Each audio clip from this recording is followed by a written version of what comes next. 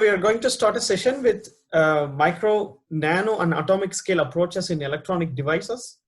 I'm basically a material guy, so I'm mostly working with materials perspective and its characterization. So I'm not mostly going to involve, or I didn't involve so far with any applications or devices making, but I usually work with most into the core of materials preparation and its characterization. And as an electron microscopist, I am more interested in recent years with an atomic scale approaches or atomic scale studies on nanomaterials and two-dimensional low dimensional materials, including graphene and transition metal dichalcogenides. So with the materials knowledge, I try to get these perspective into the applications. So I'll give you a broad opening of how we prepare materials, how we study the materials in order to prepare it to any applications. Either it can be energy devices like energy storage or conversion, or like an electronic devices like FET. So our core aim is to prepare the materials first and study the materials. So I stick on to this subject. So we will start with these things. Before I get into my topic, into the content really, I just wanted to show this slide because this is somehow related to the nanomaterials like carbon nanotubes, which is found in Wootz steel. The Wootz steel is famous for the Chera kingdom, like in Karur and Kodumanal. In historic ages or in Sangam ages. So these type of wood steels have found recently, maybe in 2000 period, 2006 period in Syria, and even published in Nature. When they try to extract this or analyze this wood steel, they found carbon nanotubes as like a flakes inside the tubes, steel or in a knife. So that they try to understand how these things only appear in wood steel, not in other steels, not in other kingdoms, not in other historical regions. So it's mostly related to the wood steel, which is mostly related to the Chera kingdom in Kodumanal, maybe the industrial site with steels. So they found there are some specific transition metals. Usually the carbon nanotubes can be grown or prepared with the transition metal as a catalyst. So here the specific transition metals which brings in carbon nanotubes by some time of or when it goes on with some ages. So this is something interesting to start with like a Erode Arts College to get into how even we are connected with the nanomaterials historically. So this is a Nature paper which is related to this sharpest cut from nanotube sword. So this is come from the Damascus steel. So this refers to wood steel, and if you dig on to wood steel's history, it ends up with Kodumanal or in South India with Chera kingdom. So this is how I would like to just warm up with you with some interesting factors. So I will get into the content. So I just start with very basic slides of history of semiconductor technologies. So getting into the nano devices.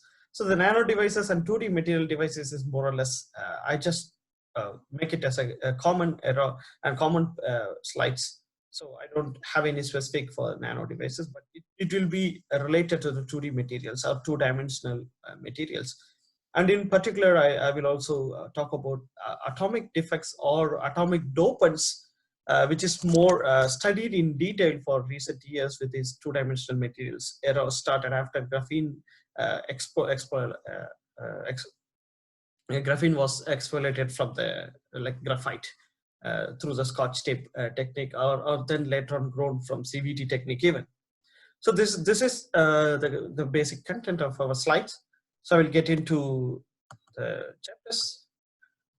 So the invention of transistor begins with in a Bell laboratory. So with Shockley, then they entered into the microelectronics revolution in 1950s.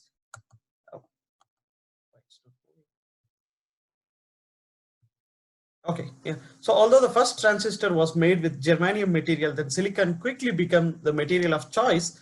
since it could be easily grown as a single crystal material. So another breakthrough was introduction of a planar process at Fairchild Semiconductor.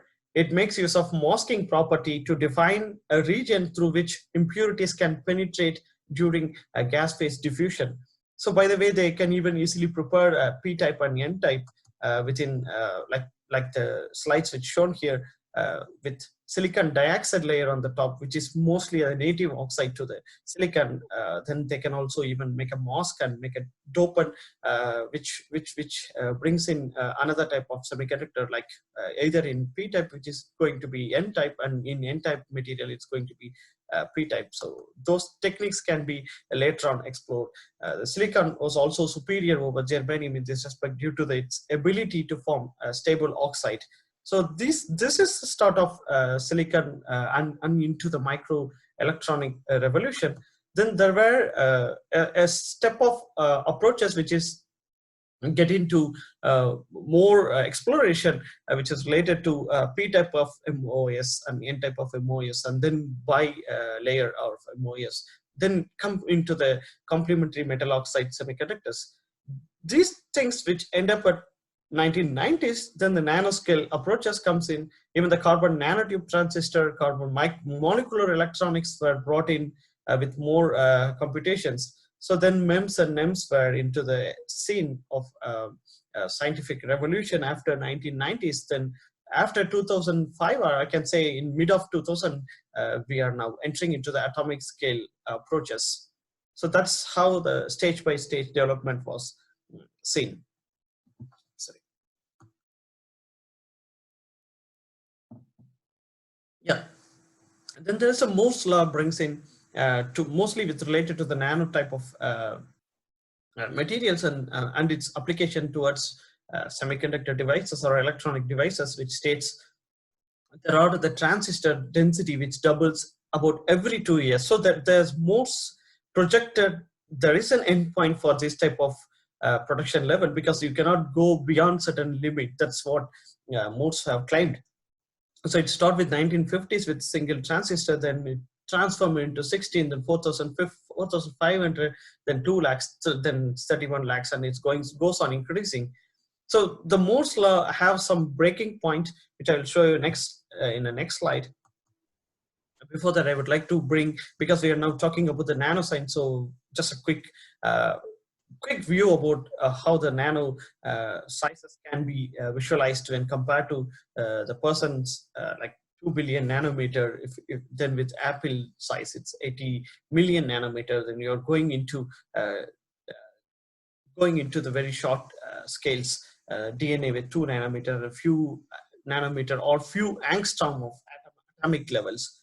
So this is where we start, and we are into the atomic world. So the Moore's law again comes in because we need to talk about the nano technology integration into the CMOS or the electronic devices. For example, if you see in the left side, I show the laser point. Okay, so these things started with 3 micrometer, then it's entered into 2000 with nanotechnology, brought in more advanced knowledge of field. Then it comes with few nanometers, few tenths of nanometers. Then it has keep on decrease with nanomers and nanotubes in a single dimensional method, then single dimensional materials. So it's on now 5 nanometer scale of devices, even like you can prepare materials for within 5 nanometer or less than 5 nanometer, I can say, in 2-dimensional materials with few layers of atoms.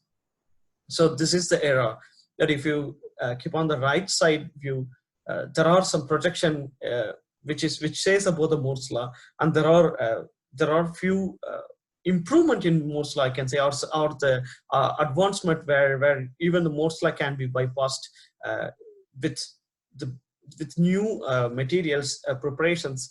When I was talking about the new material preparation, the new computation methodology gives in or brings in a new type of components or new type of materials which can be brought into the application in futures. We don't know about these things. So at least up to the 2020 era, there are some spintronics, and there may be possible for carbon nanotube transistor bypassing all the silicon type of things, and there are possibility for two-dimensional electronic devices or integrated circuit approaches. So we don't know where this Moore's law going to be, but at least with this projection from the papers which from the microelectronics published last year, there may be possibility for bypassing the Moore's law with even go up to single atom transistor. So we don't know about that, because even in electron microscopy, instead of using the traditional tungsten filament and traditional lanthanum borate filament, we are now going to replace with nanowires and carbon nanotube electron gun. So anything can be possible. So these are in the testing level. So we don't know about the next stages of this Moore's law projection. So let's wait for that in any case. So with that, I'm just jump into the atomic scale era, because I'm more into these type of atomic scale materials as a microscopist. So when I see atomic scale materials into the electronic applications, there are the traditional graphite, the graphene as exfoliated from the graphite, which even brought a Nobel Prize for the scientist from the Manchester University. So these type of layers, or the single atomic layers from the graphite, can be exfoliated into the single atomic carbon layers, or the single boron nitrate layers. So these are the, we can say this is a zero band gap semiconductor, like in a graphite, and mostly with different packages, it can be insulated, like hexagonal boron nitrate. So after these type of materials have explored, then the research world has started to think about exploring new types of materials with TMTCs, that is transition metal dichalcogenides or metal organic framework, because these are the layered materials. So if graphite can be graphene can be exfoliated from the graphite, so why not other materials can be exfoliated into the single layer from such a typical layered materials, even though the crystal structures are different, those are layered materials. That's how the start of these layered materials brought into scene after the graphene has explored or invented and integrated into the circuits. So now we are entering into even this more into the transition metal dichalcogenides into the electronic device applications. And even I see there are some papers recently published with black phosphorine, even though the phosphorine is not stable, and it's mostly it can be functional make into the functional devices into the taking into account of all the oxidation properties, but still there are some possibility for a black phosphorine material which is integrated into the circuits, which is at least I found few papers related to these things. But mostly transition metal dichalcogenides have recent replacement for silicon technology.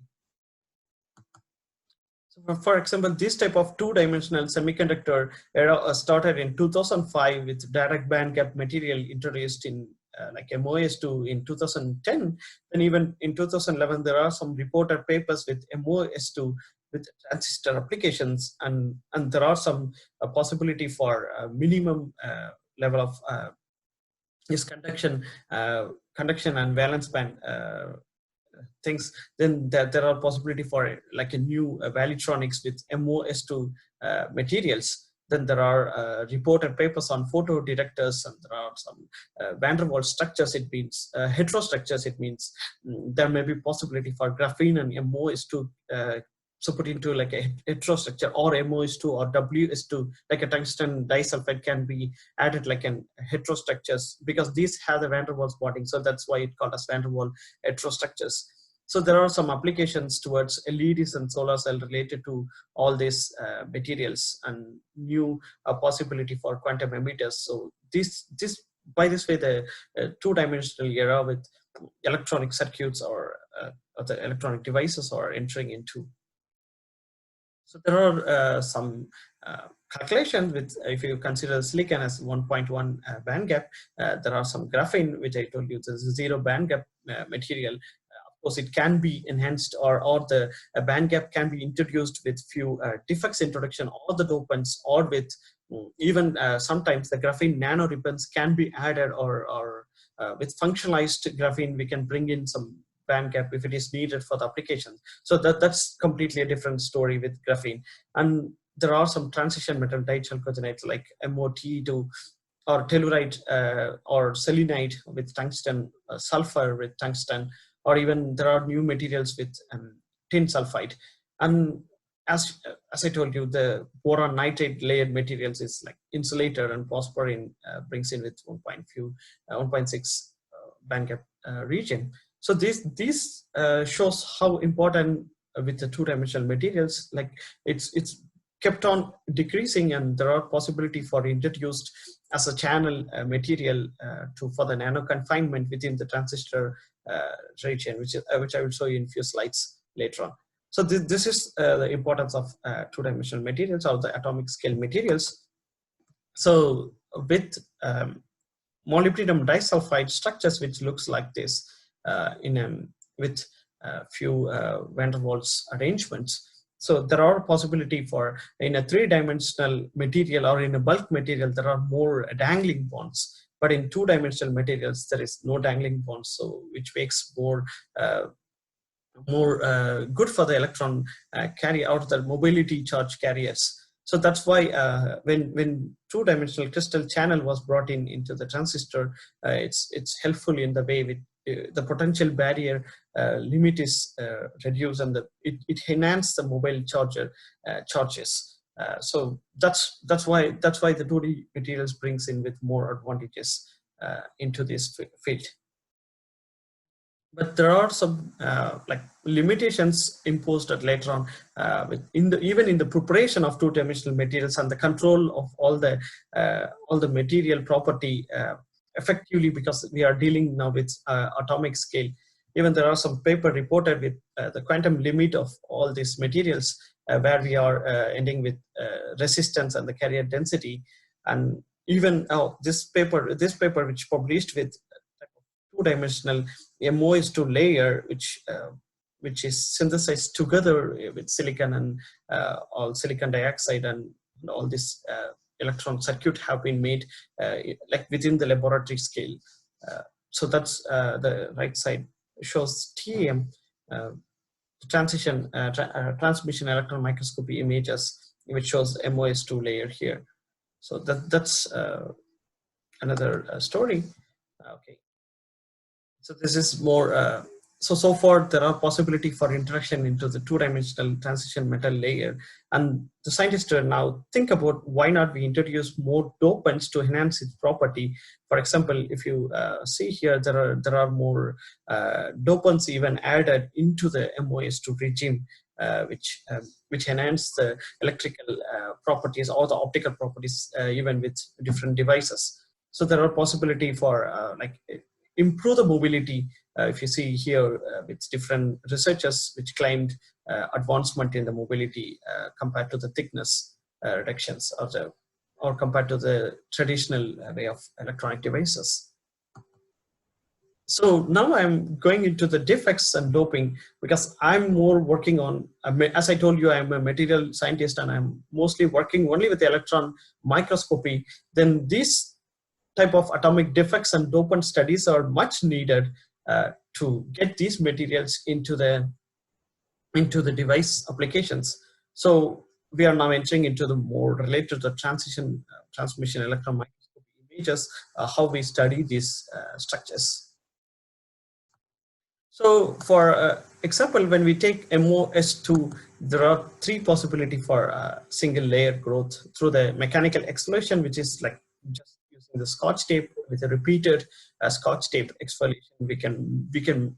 We may end up with single layer of two-dimensional materials or layered materials, whatever may be, like even in graphene or in phosphorine or in WS2. Here I am speaking about MOS2. And there are possibility for chemical vapor deposition with some metal oxides and chalcogenides like sulfur or selenides or tellurides brought into the chamber, and a possibility for growing single layer or single atomic layer MOS2. Even the physical vapor deposition, it's possible with MOS2 powders, get monolayer of MOS2. But however, with my experience, I feel PVD is really tough. At some point, we need to find like a particular solution for each laboratory conditions. So of course, when I was working with MOS2 preparation in PVD, I end up with more successful compared to CVD, I can say. So there are more success rate with CVD. However, we have studied all these three type of synthesis material and check how the defects are related to the preparation techniques. So this type of work, which is published in Nature 2D Materials by our group, and I'm one of the co-author, which was a work which we done at China, Zhejiang University. We grow MOS to atomic layers in CVD technique, and we even took a few nanometer scales of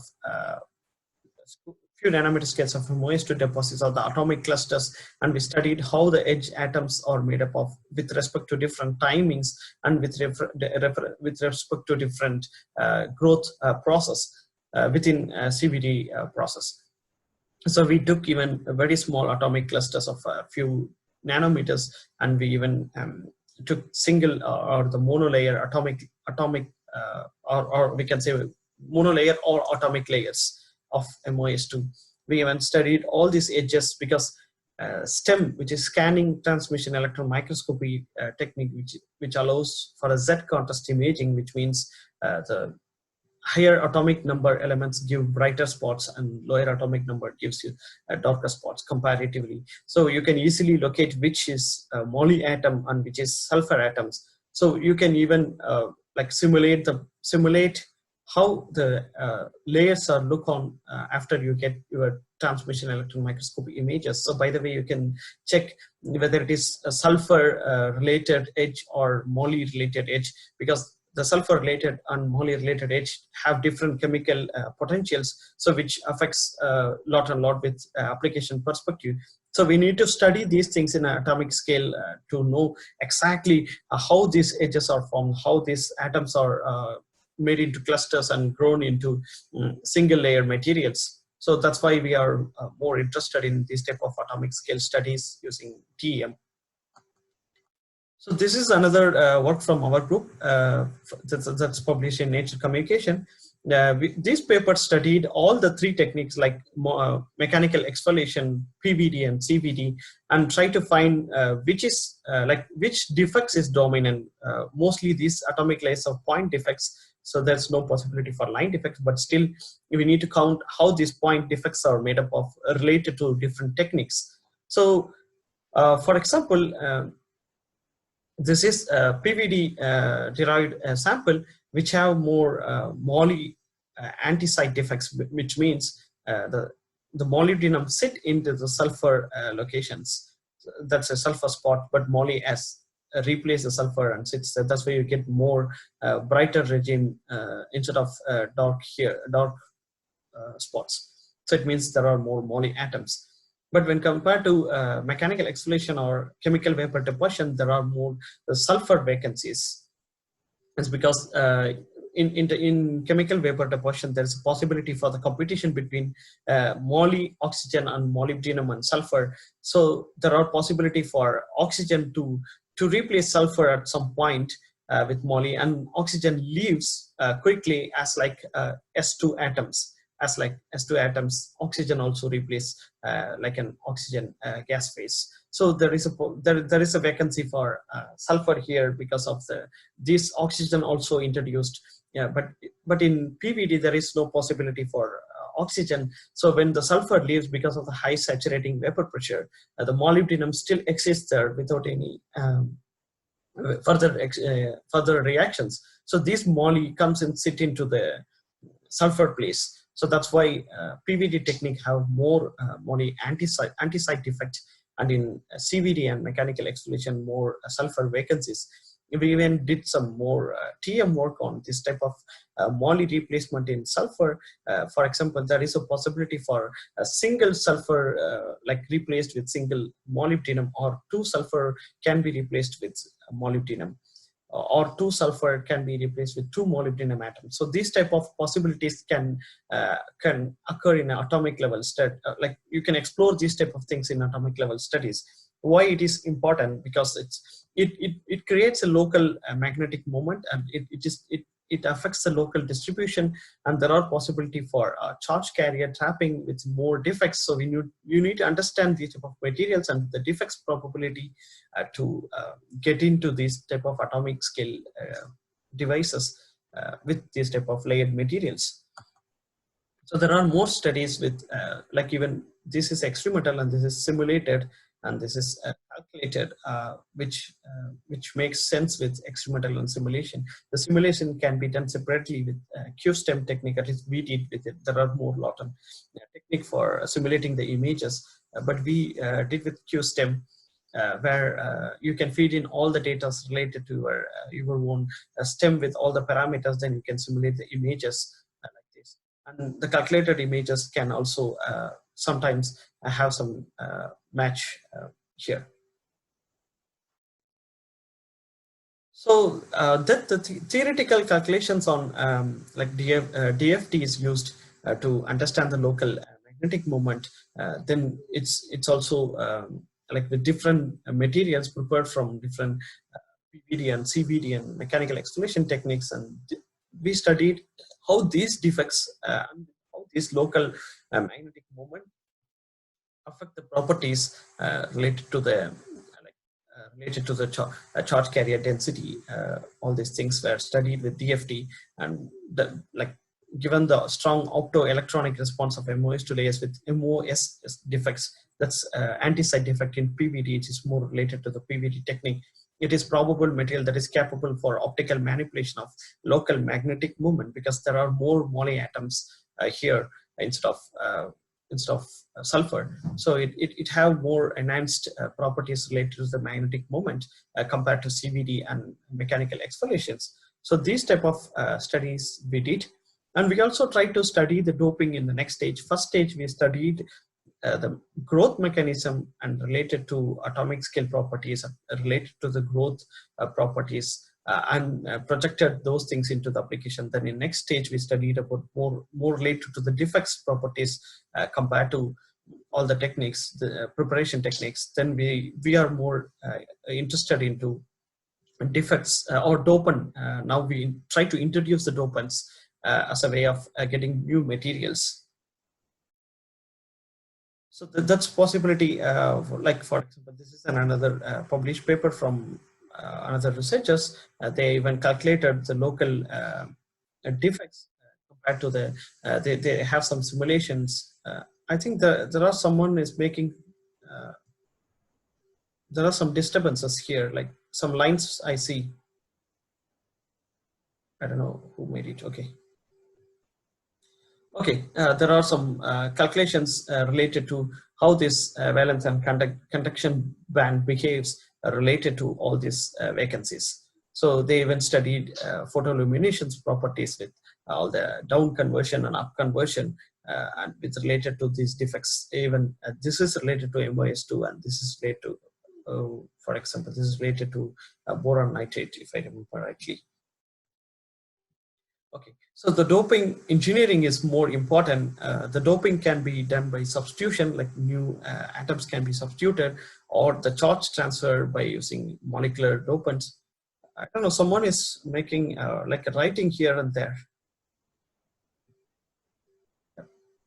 Okay, so there are possibility for intercalation, or there are possibility for electrostatic charges, which makes these type of two-dimensional materials. You can engineering these materials with different properties, and you can select the application. So it depends on application. You can do whatever things, like through the dopant or through the defect introduction, or through the heterostructure preparations. So it depends on the need, depends on the application, depends on the property which is fit into the applications. You can do all this engineering with two-dimensional materials in atomic level. That's more stressful point here. So for example, this is my preparation of tungsten doped molybdenum disulphide. We even did some tungsten doping on the edges For example, all these edges with bright spots are tungsten. As I told you, if you remember, these type of STEM images are from the Z contrast imaging. So if there are more bright spots, it should be from the higher atomic number. We have tungsten, we have moly, we have sulfur. So out of these three elements, tungsten is a higher atomic number and then gives bright spots. So we have even studied how this type of dopants form in the two-dimensional materials. Even I have even located few atomic clusters, even though here and there the tungstens were deposited. This type of report was published in scientific report by me, like in a Nature. So even the EDS with more X EDS detector, which is more like in an atomic scale, you can detect all the elements. So this shows the monolayer consists of molybdenum and sulfur, and there are some edge doping on with tungsten. So this is how we studied. Even as I told you, there are some atomic clusters I have located with just single tungsten atom in MOS2 atomic clusters, and there are tungsten atoms here and there. Yeah, okay. This is another reported paper. As I told you, I was mostly working with STEM imaging and calculating the dopant and defects, and there are some published report with same typical two-dimensional material with different dopants. For example, they introduced potassium here in tungsten selenide. They prepared this type of transistor materials or with different gate and channeling, and they even studied how this type of the particular dopant atom after introduced, and they even calculate all these parameters, parameter responses before dopant and after dopant.